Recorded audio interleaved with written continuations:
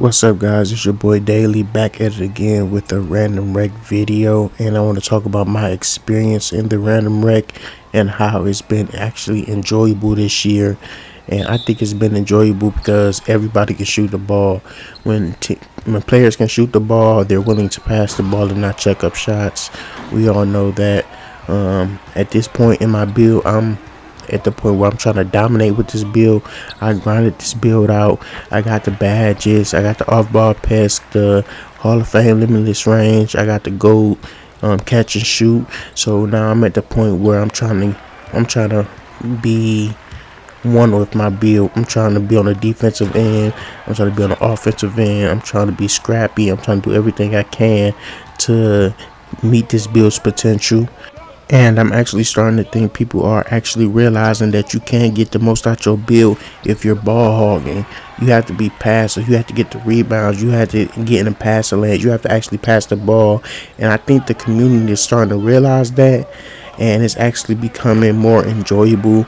People are starting to get on the mic. We are starting to communicate. People want to get into zone if we can't get a stop. People talking to each other, being respectful to their teammates this time around. And I'm actually surprised. People are enjoying this game. This game could potentially be top 5. The fact that we can all just hop on a game in random wreck and actually play with our squad not being there, or if we don't have a squad and it's enjoyable and you can get off the game happy, is actually rewarding. Now, with that being said, this is a video game, and video games do video game things where they will put you in a match against a 7'2" power forward and a 7'4" center, and you have a 6'6" power forward and a 6'9" center.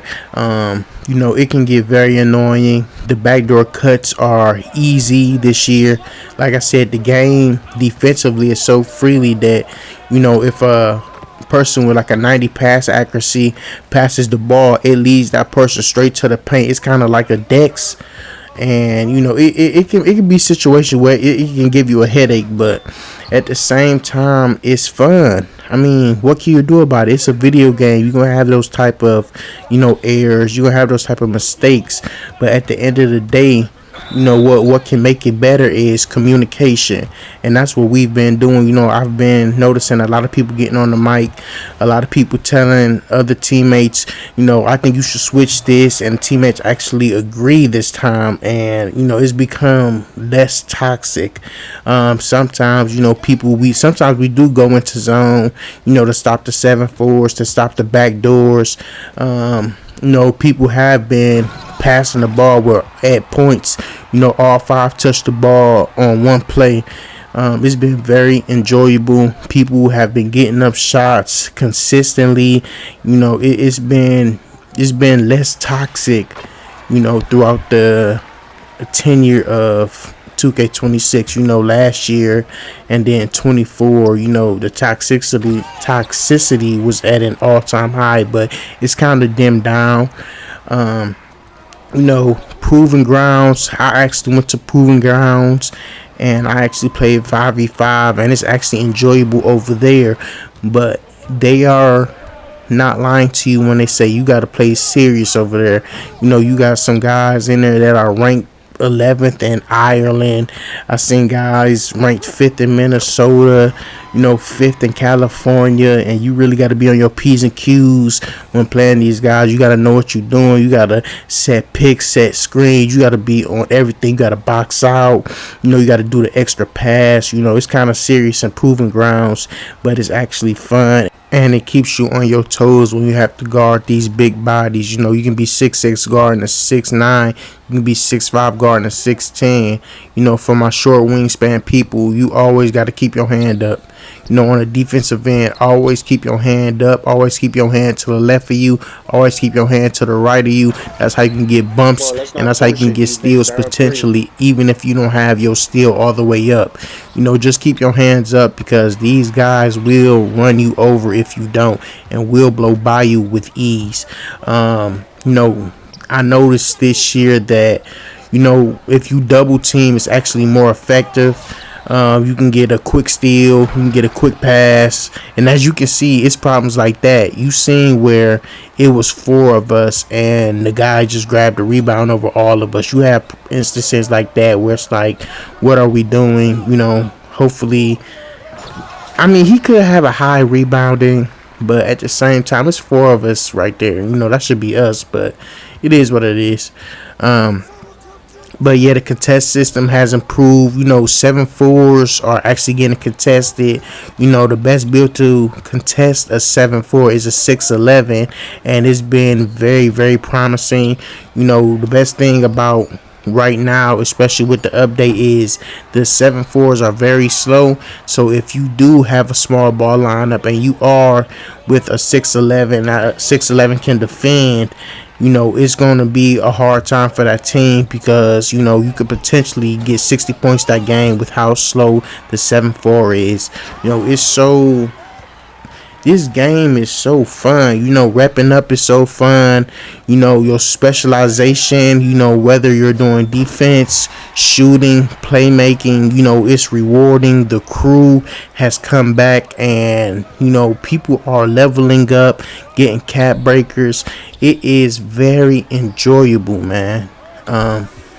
The energy is there, the passion is there for people who want to come back and stream video games, for people who want to come back and play basketball games. So I say it like this: as long as 2K don't do too much to this game and keep the updates at a minimum, this game can really thrive until April, August.